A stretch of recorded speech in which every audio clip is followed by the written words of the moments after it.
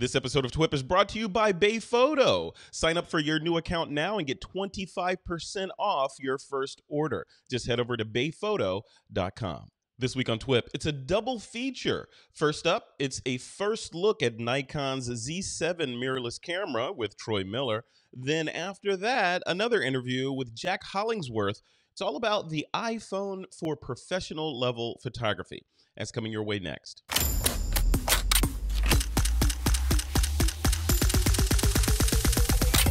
This is TWiP.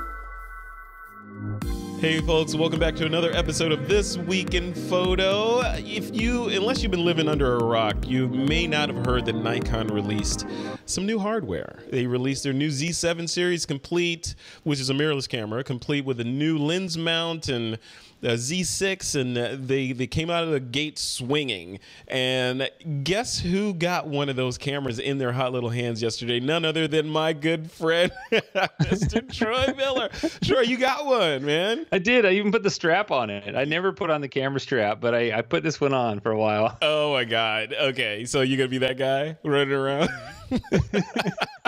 Until I get a new camera strap. That's cool. All right, well, let's dive right in because I'm really interested. I'm a prior Nikon shooter. I shot Nikon all through the Air Force, and when I got out of the Air Force, I shot Nikon before switching over and moving to mirrorless. I had a short stint with Canon. I had a Canon 10D.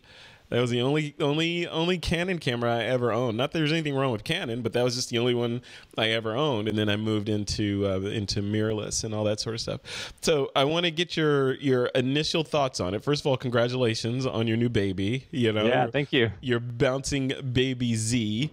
And let me make sure this is good. So your bouncing baby Z. What are your first impressions of that thing out of the box? Right out of the box, I was like, okay, I hope I don't have to learn it.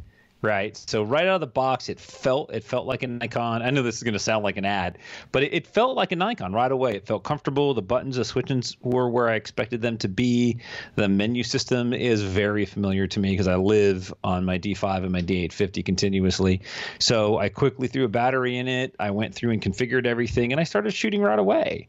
Yeah. And I'm familiar with it. So somebody who shoots Nikon is going to pick this up and feel this is a Nikon. I'm at home here. So they didn't say, hey, let's reinvent the wheel and move switches and buttons and dials and knobs all over to different places. Obviously, no. They kept with the same tried and true familiar Nikon design language, and it's working, right? So you were able to pick it up and start using the thing out of the gate?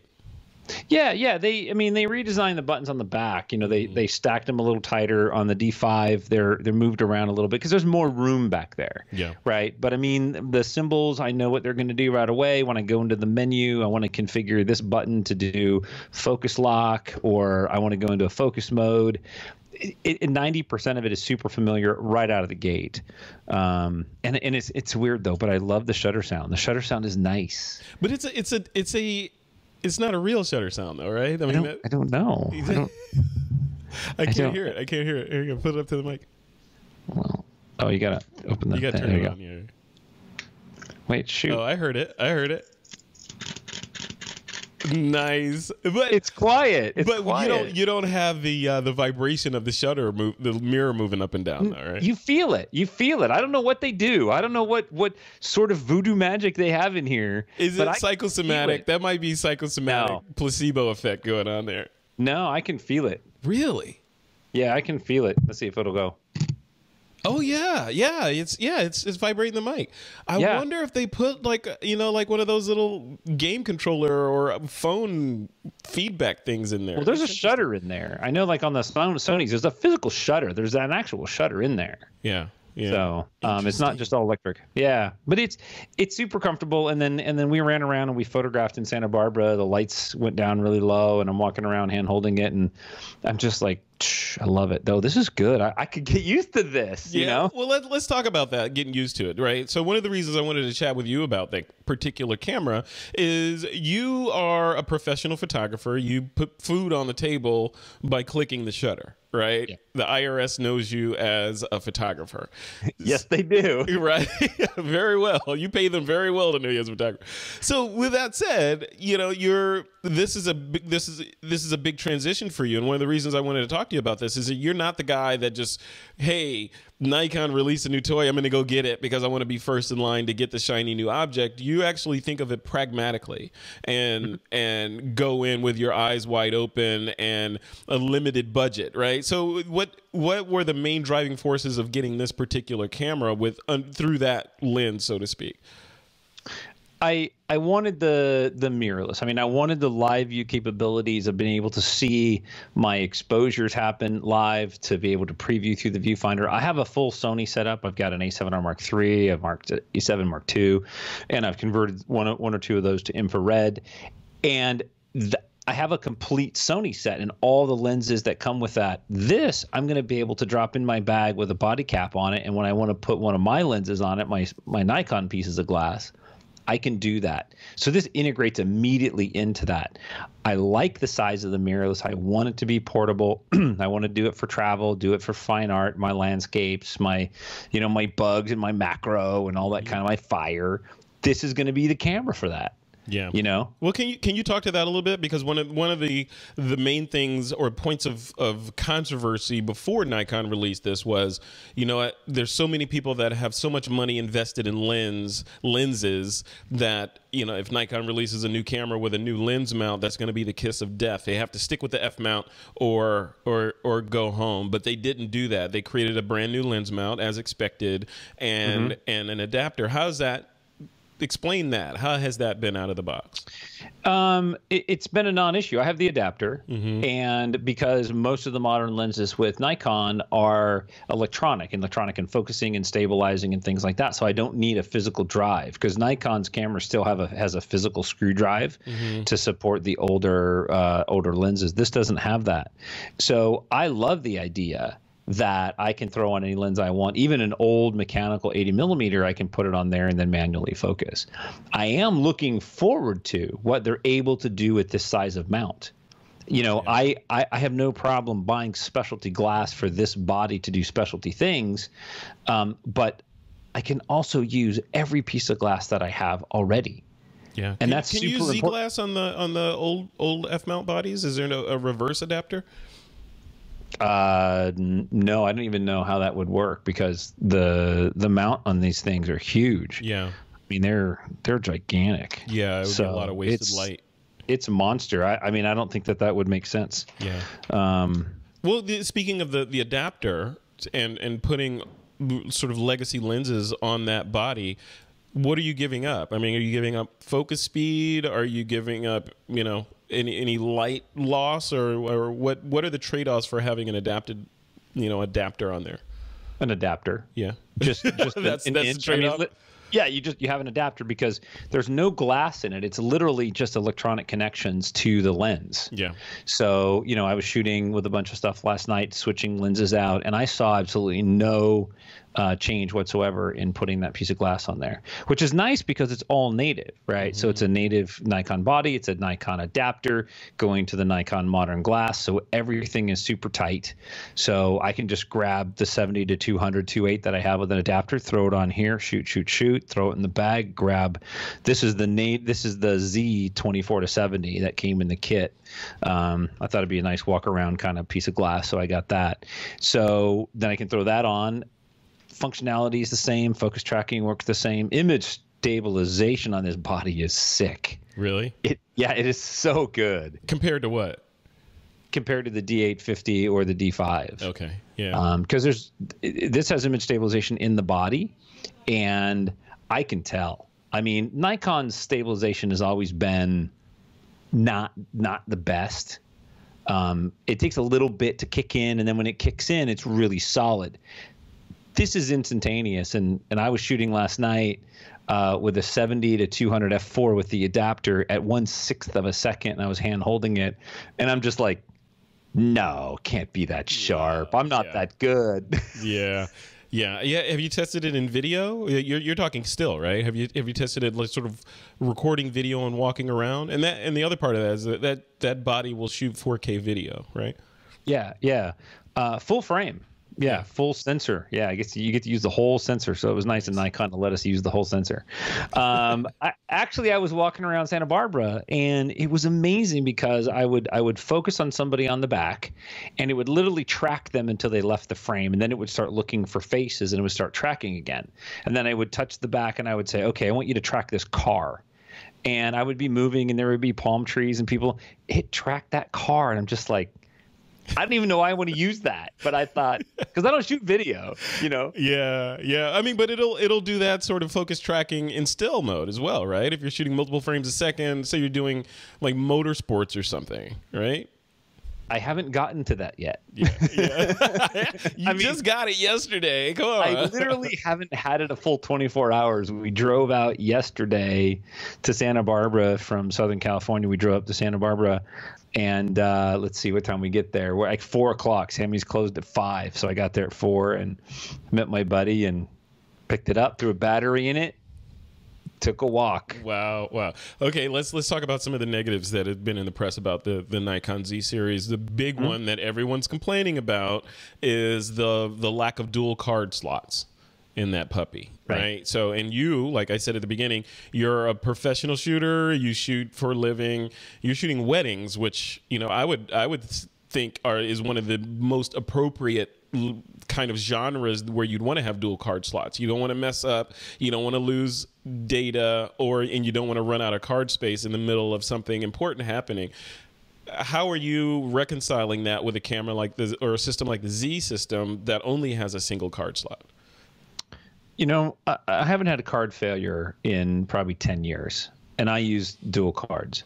However, I'm not going to put my main wedding camera on the line for one card. That makes me very uncomfortable. I mean, you know, in Sony, as a lot of people know, the A7R Mark III series just added dual cards. So up to this point, all these people shooting Sony have been living on one card. Yeah. And we haven't heard all these horror stories of cards failing in the middle because they're pretty robust. Yeah. With that said, I'm not going to put the Z on the front line for my weddings. Family portraits, engagement, not yet.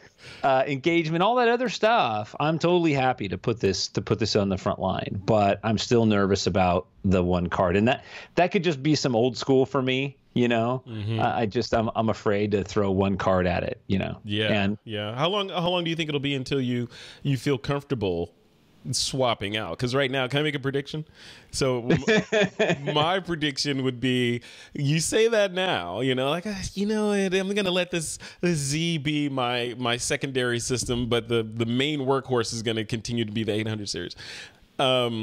After you sort of get used to the convenience and the sort of the what am I talking about? The technology of through the lens and being able to see what your exposure is going to be before you click the shutter.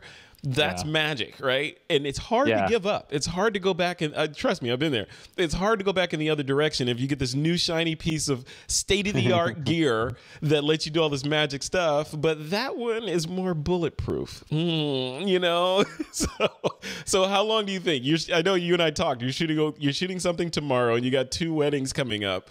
Yeah. You know, my prediction might be after that first wedding, you might start thinking in that direction. What do you think?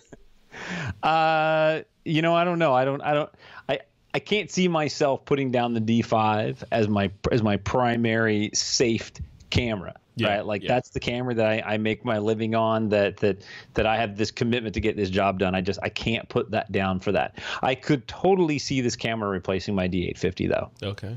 Oh yeah. It kind of reminds me of the argument I think that's going to be happening in the next decade or so with like truck drivers and electric trucks. You know, going from your old truck to using this newfangled thing that does all this crazy cool stuff. But I know the way the old one works. You know, it works great, but I want to switch to the new one.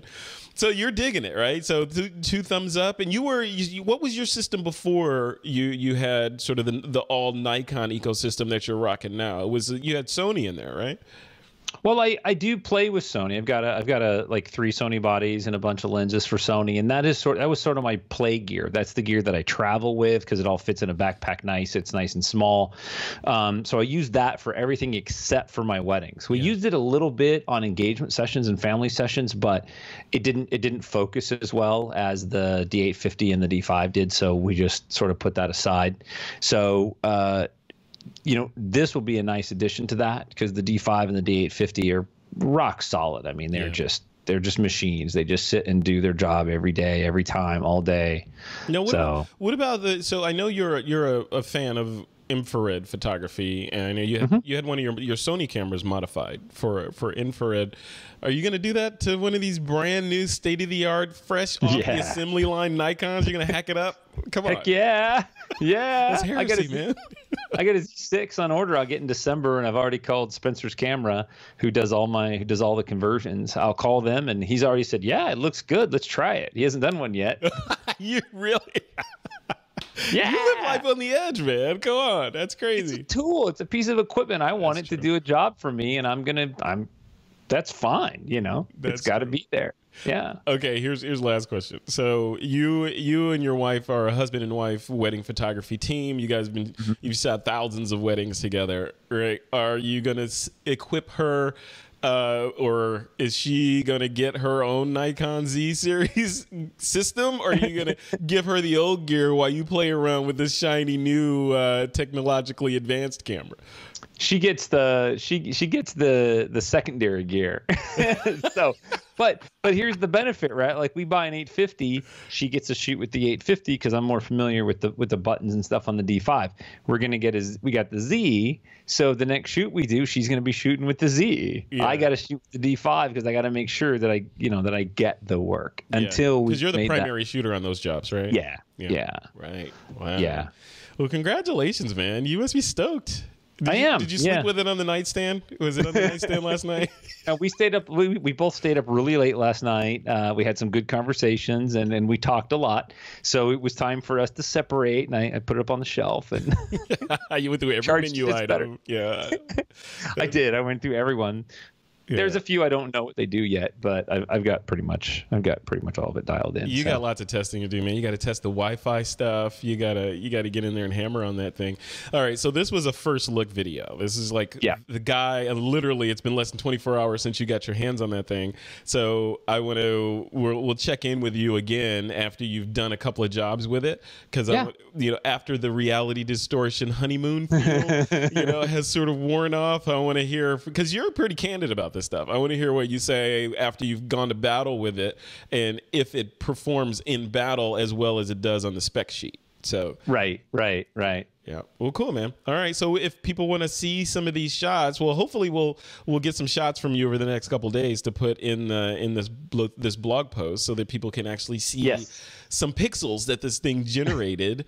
But if people want to catch up with you and see some of your other work, spicyjello.com, right, is where you're located. All right. Well, cool. They can track me down there or on the TWiP Pro community. I'm in there a lot too, so that's great. Yep. TWiPPro.com. Awesome. TWiPPro.com. Yep. All right, Troy Miller, thank you so much for coming on, man. I appreciate this first look at the Nikon. It's the Nikon Z, right? Yep, the Z7. Nikon Z7, and the 6 is still in the, the third trimester, and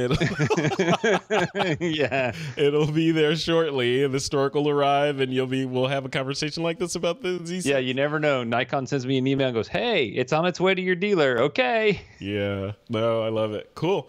Awesome, man. Well, congratulations, and thanks for doing this. Yeah, you got it. Thank you, sir. All right, man. Take care. Peace. All right, take care. All right, that's it for that first interview with Troy Miller about his brand new Z7. After this quick break, the next interview is featuring Jack Hollingsworth talking about how you can use your iPhone as a professional level camera. This episode of This Week in Photo is brought to you by our good friends at Bay Photo. Bay Photo is a photo lab located in Scotts Valley, California. They've been around for a long time, and these guys know what they're doing. One of the cool things about Bay Photo that I really enjoy is their attention to detail when it comes to not only printmaking, but also customer service, which, as someone who's making a living with photography is one of the most important things. having someone on the other end of the line to answer your questions and to help you through the process of getting your prints made is phenomenal. And these guys know what they're doing. And I'll tell you a little personal anecdote. Bay Photo is one of the reasons why I no longer own a physical printer in my home, because I have the internet and I have Bay Photo, and there's such thing as UPS and FedEx that can send me prints that are made from their state-of-the-art equipment directly to my doorstep. So Bay Photo is sponsoring this episode of This Week in Photo. If you head over to twip.pro/bayphoto, that's twip.pro/bayphoto, they will knock 25% off your order for new accounts. That's twip.pro/bayphoto, and I like to personally thank Bay Photo for their support of This Week in Photo. Hey folks, welcome back to another episode of This Week in Photo interviews. Today I'm talking with a good friend of mine, Mr. Jack Hollingsworth. Now, Jack is one of those photographers, educators, authors, you know, those people that have, sort of dedicated his life to spreading the word about photography. But I think more importantly, he's sort of been waving the flag of iPhone photography and how that tool should be considered as a professional tool in many of our arsenals. So he's been talking about that for several years now. And now that the iPhone camera system is really starting to mature, I thought it's time for him to come on and have a discussion about it and give us the real deal, the real scoop about iPhone photography and if it is in fact viable for professional level work. So Jack Hollingsworth, welcome to the show, man. How you doing? Hey, thank you, Mr. TWiP. You're welcome, man. It's good to have you on. So this is going to be an exciting discussion, for one, because each new iPhone that comes out is the camera system is better than the one before it, right? So, and on This Week in Photo, we kind of talked about it from the standpoint of, like, you know, the old adage or analogy of boiling a pot of frogs, right? You just turn up the temperature a degree every hour or something, and they never realize that they're cooking until it's too late, right? Which is horrible, but it's an appropriate analogy for this, because every iteration of the iPhone, Apple turns a notch up a little bit, and before we knew it, we're like, wait a minute, this is a professional level tool. What do you think about that? And just from like a high level, before we dive into the conversation, answering the question, is the iPhone ready for professional level work? Yeah, that's I get asked that a lot, and I'm always hesitant in my space. Like I'm a commercial travel, leisure, hospitality, tourism photographer. That's what I've been doing for 40 years, right? Mm-hmm, mm-hmm. So I shoot hotels, airlines, cruise lines, destination bureaus, convention and visitors bureaus, you know, blah, blah, blah, blah, blah, those kind of things. I would say for 90% of my work in that space, I can get away with the iPhone. Wow. And but there's a lot of things the iPhone can't do and is not very good at. But for again, in my world, in my space, the iPhone is like it's the ultimate travel tool. But that's the thing, though. Talk about that a little bit, Jack, if you could. So you said a couple things there, that there's a lot of good things. There's a lot of things that the iPhone is good at, and there's a lot of things that it's not good at. What is it good at, and what isn't it good at, more importantly? Yeah. Well, the number one thing that it's good at, Frederick, and it's a small camera that's optimized for lots of bright outdoor available light. Yeah. Period. It is not optimized for low light situations and settings. Now, with every iteration of the phone, it gets better and better. And I don't have the XS or the XS Max, which is what I'll be buying or getting in the next week or so. But in the X, the low light capabilities they're kick ass. They're like amazing. Yeah. but it is still a camera, a small camera with small optics and small camera hardware that's optimized for outdoor available light situations, because that's how most people use their cameras. Yeah. But what do you think about the perception, though? So, yeah, and I agree with you. So much like webcams, the cameras in at least iPhones up to this current iteration, the XS and the XS Max, have required a lot of light.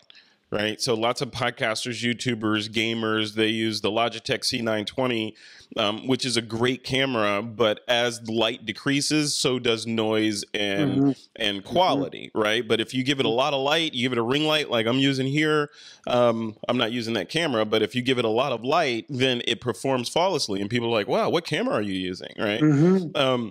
But with the, notwithstanding the low light issues with smaller sensors, because that's physics, right? What about perception? Like, we're talking about professional level work here. So what about perception? Everyone on the planet, several billion people right now, right, own an iPhone or a smartphone of some type. I would argue, a large percentage of the planet. I'm not going to say everyone, but if you show up as a professional photographer that has invoiced and, you have an amount that you're charging, and you show up, with your camera and you're like, hey, I'm ready to do the job. I got this thing. The client is going to say, well, I got that camera, or my camera, I got the XS Max, and you're shooting it with iPhone 10, and I'm paying you how much? How do you, how do you circumvent the perception or the prejudice against small devices? Yeah. First of all, I would never, ever, ever do that. When I'm hired, like say the last 2 or 3 years. So, I stumbled onto iPhone photography back in 2011. I think you and I have had this discussion before. I went through a couple of years where I'm just, I'm using apps. There's 100,000 photo and video apps on iTunes. 100,000. And you're not kidding. I mean, no, I'm not kidding. Yeah, I'm not kidding. So the first couple of years, I went like app just insane. I went app crazy, and I found that eventually, it took me a while. It took me a year and a half, maybe even 2 years to figure out that apps should be, refining and not defining my style. And really, at the end of the day, it came back to the fundamentals of photography: light, design, color, focused, exposure, white balance. But it wasn't as easy as with big cameras when you're working with smartphones. Yeah. So then I started kind of developing the same sensibilities and sensitivities with my smartphone that I use with my big camera. And I call it like a photographic approach. That's, I shoot with my smartphone like I do with my big camera. So fast forward till today. I'd say the past couple of years, I've done a dozen jobs where people are hiring me, I'd like to think it's because, I'm a great photographer, but they're hiring me because I shoot with my phone. Yeah. Oh, wow. Yeah. Yeah. So like I would, if somebody hired me, the last thing in the world that I would ever show up with is my iPhone. No, it would never happen. I still shoot with Canons, still have several of them, and all my glass and all that kind of stuff. But if I'm being hired on a job, they know what they're getting, before they write me the check. But more recently, people are hiring me because they're using the pictures online and in social media. As a matter of fact, I think it's like 90. I think an ex-Kodak guy told me that over 90% of all images that we shoot worldwide collectively as a photography nation, they end up online. Yeah. Yeah. And if that's the case, well, guess what? The iPhone files, as qualitative as they stand, are more than adequate for every single social media platform, which is where our pictures, end up. Yeah. Yeah. And I agree with you. Yeah. And there's always two sides to a coin, right? So there's, most of the shots that are being taken, like the stats that you cited, are being taken with mobile, and they're being shared online, right? And that's, even as we started this conversation, probably billions of photos have been shared online, right? That's kind of the mechanism. But on that same note, like we were talking about on a recent episode of TWiP, on that same note, there's been this resurgence of printing as well as, sort of, kind of the renaissance. I don't even want to call it a renaissance because that makes it sound like the printing went away, but it's more of a resurgence of printing and people sort of discovering that having a physical print or giving a physical print to someone has some kind of inherent value versus it's showing up in their inbox or in their feed some way. How does an iPhone play in that world? In other words, if we're going to shoot with an iPhone and say, yeah, I'm going to take this thing seriously, am I relegating myself to sharing online, or can I take it into the offline world and actually make viable prints from it? Yeah, you absolutely can, and I'm thrilled that you asked me that because I'm maybe old school in terms of my history, but I am so new school in terms of my sensibility and sensitivities about print. I print all the time. As a matter of fact, I just right here actually, I'll pull the book up, but I'll talk about it. I was hired by a cruise line, and So look at that, Jack. For the audio listeners, Jack is holding up a beautiful book. I'm sorry, it's like no, it's cool. It's really cool. Well, this will be in the YouTube video. It's an 8.5 by 11 book, and they didn't ask for that, but it was my thank you card back to the client that hired me and paid me quite well for the job. Wow! I went to southern France for 2 weeks aboard a luxury river cruise, and I shot with my iPhone. I taught the guests, iPhone stuff all week long. I was creating social media content with my iPhone. And then I went and made a print book from my 100 hero shots. I swear, Frederick, you look at it, you would have to be some type of physicist or some scientific tech to ever even imagine that these photos were shot on an iPhone. And that I'm not bragging. I'm not just saying that, I'm good, although I'd like to think that I'm, a pretty good photographer, but I can print. And if you were in my studio right now, you'd see 20 by 30s. You'd see a couple 40 by 60s. Wow. You'd see tons of these kind of books. And I use an app called Get Recently, which is my favorite, which is like a magazine format book.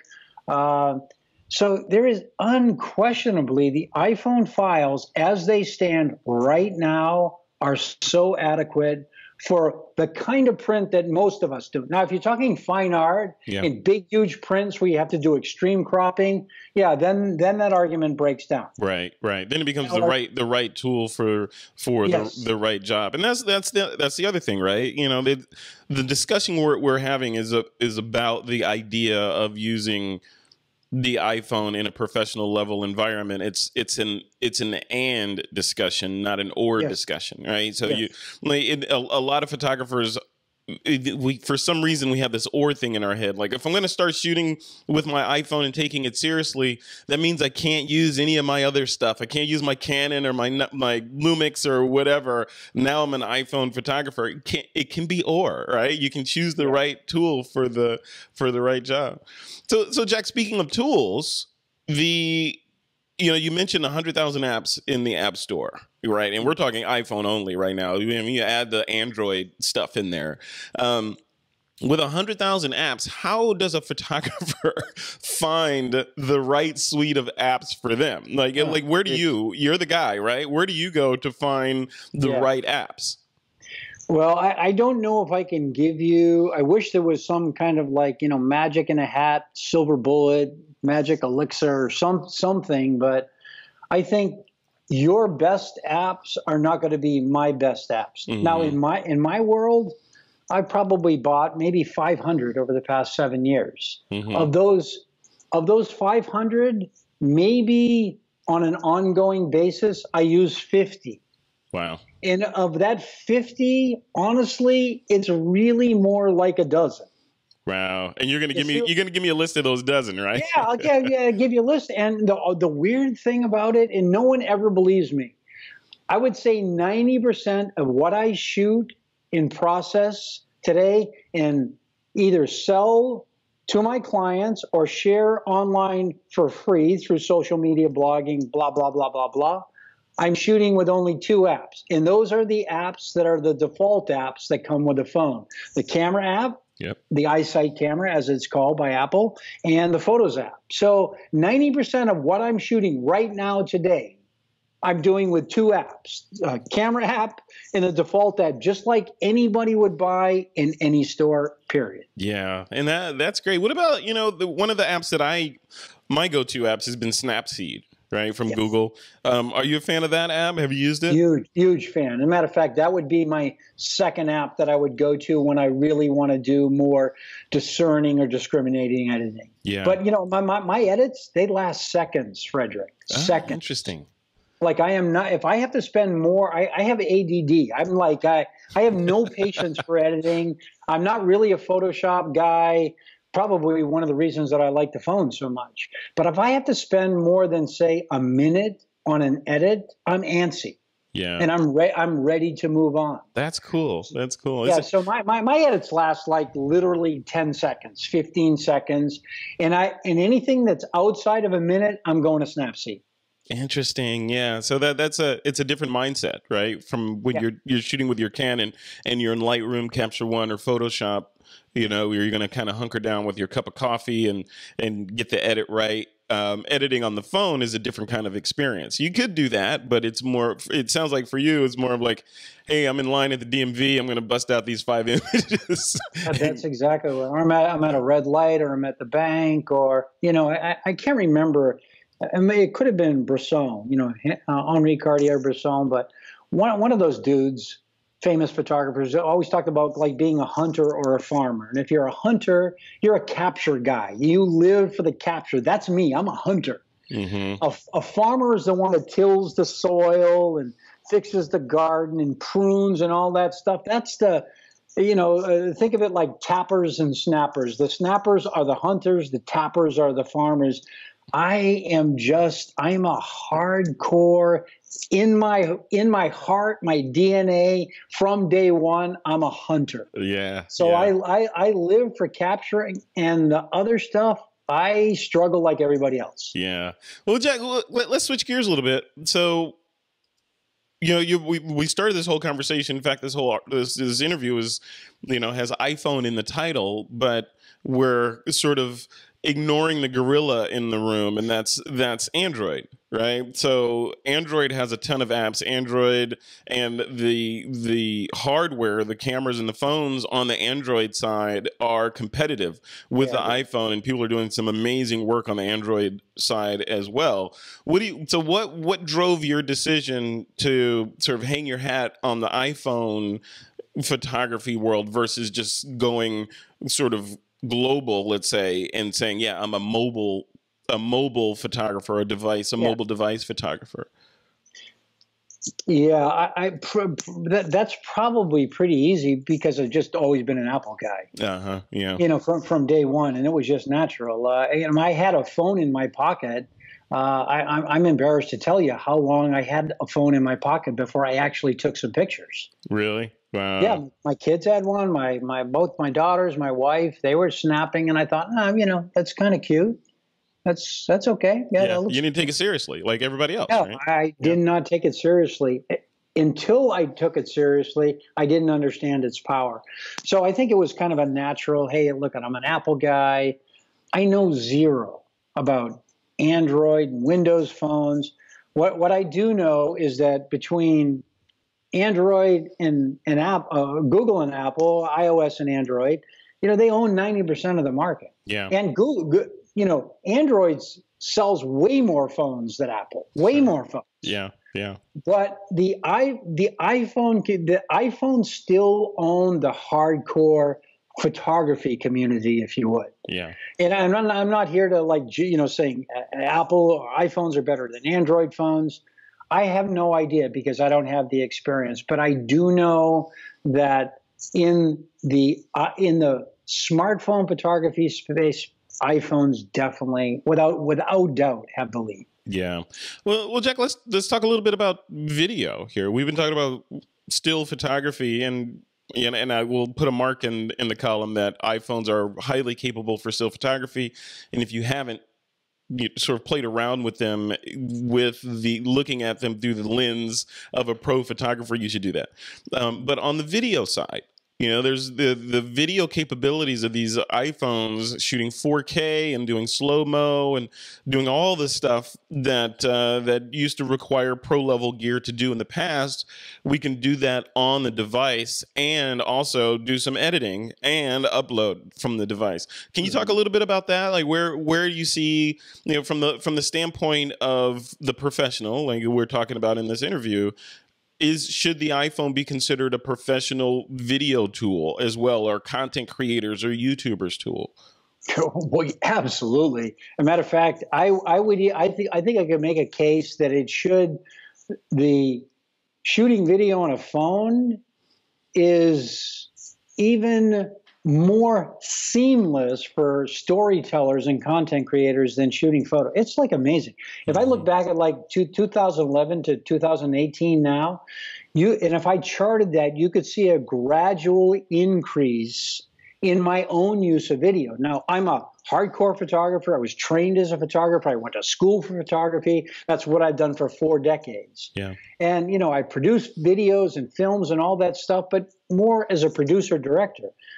This is really the first time, like in the past 7 years, where I actually am shooting myself, using my eyes, my vision, my heart with the phone, and I'm beside myself. Yeah. I'd say on my phone, if you looked at my phone right now, you'd see that I'm shooting probably half the time I'm shooting in video, and then half the time I'm shooting in stills. I never thought I would get there, ever. Yeah. Ever. And it is like so flippin' exciting. Yeah. And the quality of the video files is extraordinary. Yeah. I mean, it is extraordinary. And then couple that with an app like Filmic Pro, my friend Neil Barham up in, Seattle. It is the most tricked out video app that I have ever seen in my life. Yep.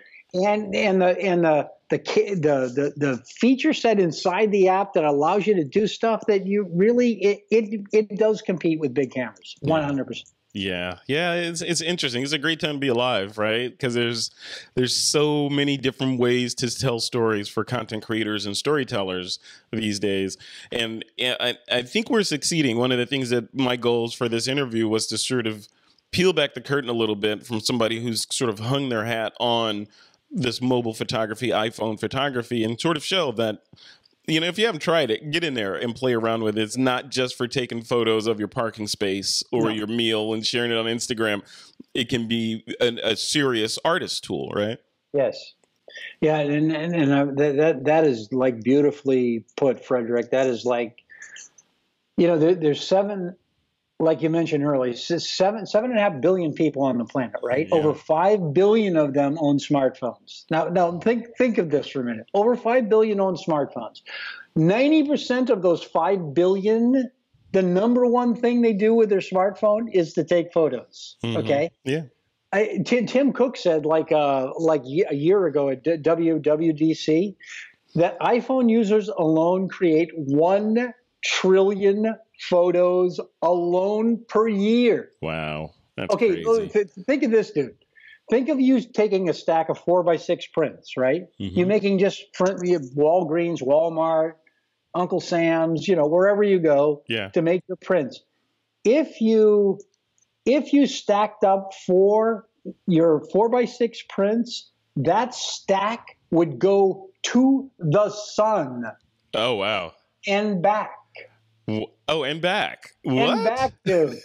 And back, dude. See, these are numbers that humans can't get their brains around. Right? It's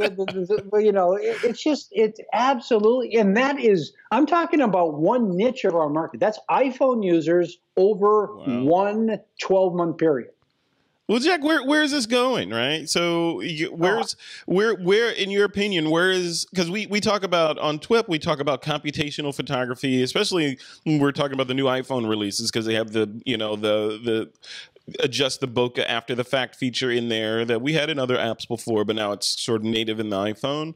They've got that. They've got all kinds of things that are going on right at the moment when you capture the photo, and we're only in 2018 right now. So fast forward, get your crystal ball out. Fast forward to, say 2020, 2025. What does this stuff look like? Like what does the device look like? What do the capabilities look like? What can we look forward to? Well, I don't know what, I'm not prophetic, so I don't know exactly how to look, but if what I'm shooting with right now with my smartphone, I never even imagined 4 or 5 years ago that I could get with a pocket camera. Yeah. I can't even imagine what it's going to be like in 3, 4, 5 years. 100%, it's moving in the area of software. And when the iPhone came out, and you and I know because we've talked, you know all this stuff about photography. You're talking about 3 drivers that influence. I don't care if you're talking about smartphones or 4/3 cameras or big cameras. It doesn't matter. You're talking about some level of camera hardware, some level of lens optics, and some level of software. So think of smartphones as a device that has a little bit of hardware with a lot of software. Yeah. Now, conversely, big cameras are a lot of hardware with a little bit of software. Yeah. I mean, you think Apple alone has 800 dedicated engineers and specialists working on the camera module. Wow. Of the iPhone. I didn't know that. I did not know that. I mean, think about that. I mean, in the Sony, Nikon, Canon, Pentax, they have a fraction of those resources. So if all that brain power, so to speak, is working on the processing part of photography, I can't wait. I cannot wait. Yeah. It's seriously an exciting time. And I'm I have no idea where it's going, right? So I'm excited. You hit it right on the head with the whole, it's hardware in it and it's software, but mostly software, right? The processor speeds improve, the way that we look at the optics and the way that those 800 engineers are looking at optics and marrying it to the software and the hardware. That's where the improvement is coming. Here's a question outside of the box. So you say that, we see that 800 engineers, they're over in Cupertino or wherever, and they're cranking away. They're trying to make things better for the next iteration of the iPhone.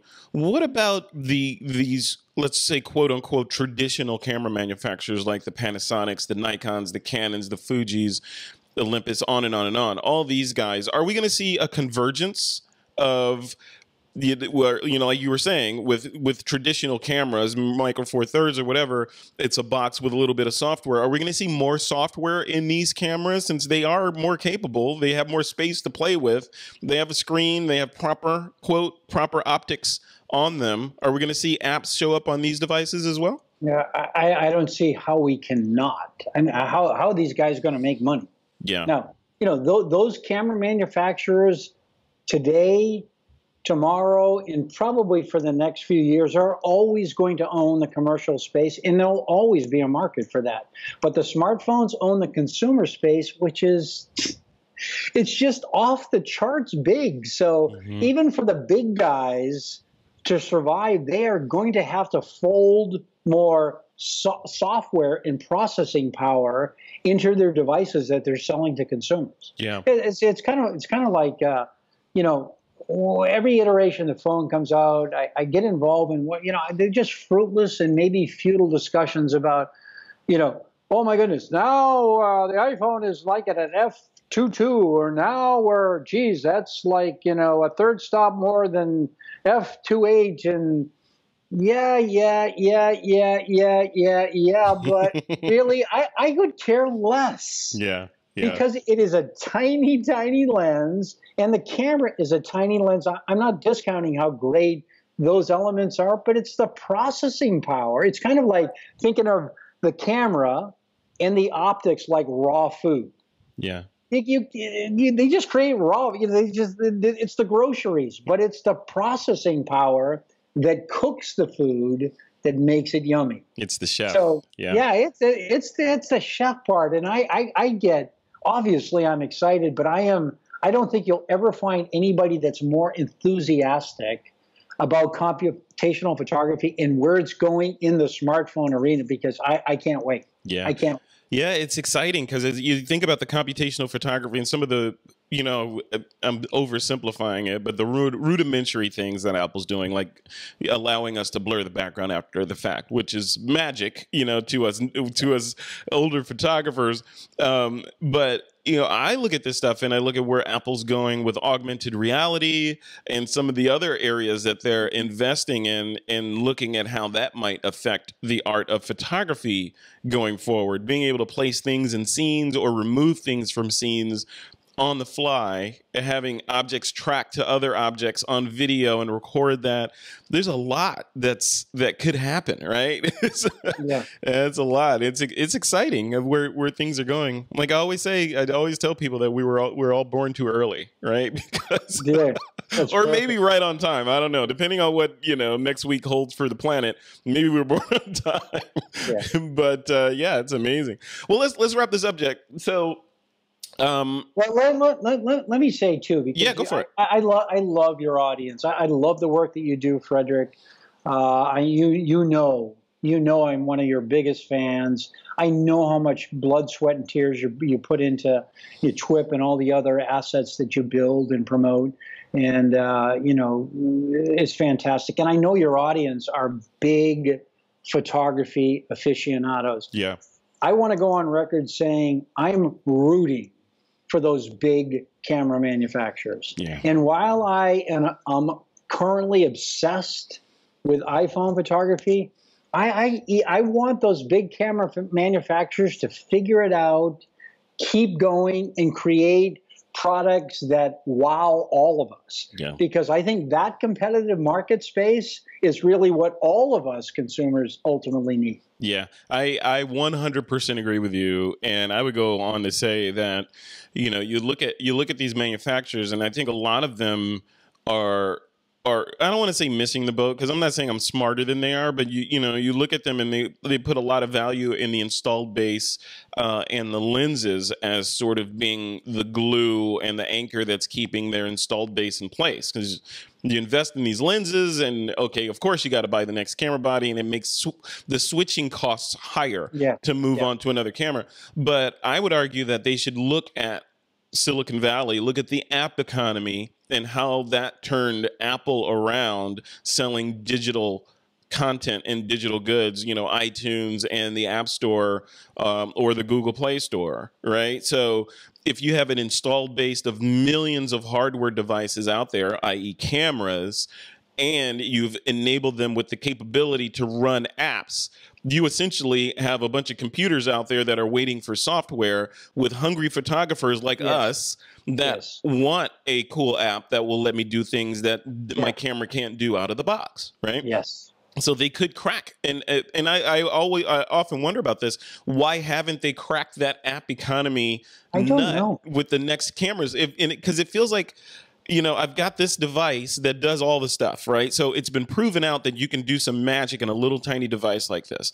So how come I can't take my larger Micro Four Thirds camera or DSLR or whatever camera and have similar processors in it, have a cellular modem in it, have a Wi-Fi chip in it, and do all these kinds of things that I can't even imagine doing, like multiple cameras that talk to each other, and I'm controlling them from an iPad or something like that. It seems like that, for me, that seems like the next logical step. And the cameras that we have today are relatively dumb, right? They have f-stop, shutter speeds, ISOs, and different ways to play with those, right? They are so dumb. They are boxes with holes in them. Yeah, all of them. Even the best smartphone. There's a box with a hole in it. So I totally agree with you. Yeah. Well, Jack, and you need like which kind of goes back to stuff you and I have always kind of, loved. And that's, it doesn't really matter. It still takes a photographer's vision. It doesn't matter what kind of device that you have, right? Whether I'm shooting with a smartphone right now, you're shooting with a 4/3, somebody else shooting with a view camera, somebody else shooting with a Holga, Polaroid, blah, blah, blah, blah, blah, blah, blah. Yep. It is still the heart, the vision, the passion of the photographer using the device to create the magic. Yeah, yep, I agree. It's like Batman. You know? Yeah, it's Batman. Batman, brother. Like Batman, you know, he has all the toys and he knows how to use all the toys and can do some cool stuff with them. But I would argue Bruce Wayne, you know, can probably do some cool stuff too without all of his toys. So, you know, we're all Bruce Wayne and our cameras are, you know, our toys. And you're sitting there in your bat cave there. So there you go. I'm in my bat cave, brother. So Jack, tell me, you got some stuff coming up. I do. Give me the rundown of what's happening in Jack Hollingsworth world. Oh yeah, really some exciting stuff. One, I have my second book, you know, in the works. It's called iPhone Photography That Doesn't Suck. I got a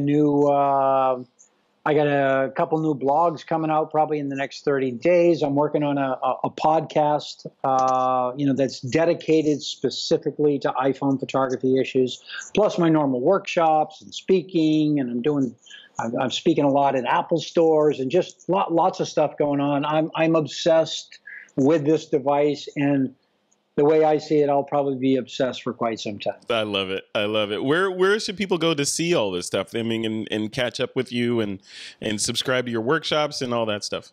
Yeah, I would say I'm most active on Twitter. That's at PhotoJack. You can. I'm off and on. I'm not the greatest Instagrammer, but you can find me at Jack Hollingsworth on Instagram. And then my main step forward is jackhollingsworth.com. But I think it's either temporarily disabled, but I have a product site and a brand site coming that's really going to be cool. Lots of pretty exciting things. So kind of keep looking for jackhollingsworth.com. In the meantime, you know, look me up at PhotoJack on Twitter. Perfect. And I'll link to as much as I can in the blog post for this episode. So be sure to send me all the links that you want me to direct people to. Jack Hollingsworth, man, thank you for coming on. You know, we tried to get you on, what was it, last week, I think it was? Yeah, and we had some Skype, the Skype gods weren't having it. So I think it was more operator error, and you're being kind and I'm blaming it on Skype. I like to blame it on Skype. Okay. It's not your fault, Skype. Okay. But we got you now. So thank you for coming on, and I hope to have you on This Week in Photo in the future as a panelist. Are you up for that? Love to come on, man. I love chatting with you, and I feel like you're the kind of guy I could probably hang out with, drink a few beers, and probably talk for days without sleep. Absolutely. Yeah. Well, cool, man. I feel exactly the same way. Send me that, and you know what? Send me that list of apps that you have, or even just do a do a screenshot of your photos page in your phone. Good idea. And then I'll post that. You know, this is what Jack's phone looks like. You know, actually, I'm doing a PowerPoint presentation for somebody, and my list of apps is in there, and I think it's on one single screen. So I'll just take a shot of it, or actually send you that template. Perfect. All right, Jack Hollingsworth, thank you so much, man. Peace and out, man. Thanks, bro. Take care.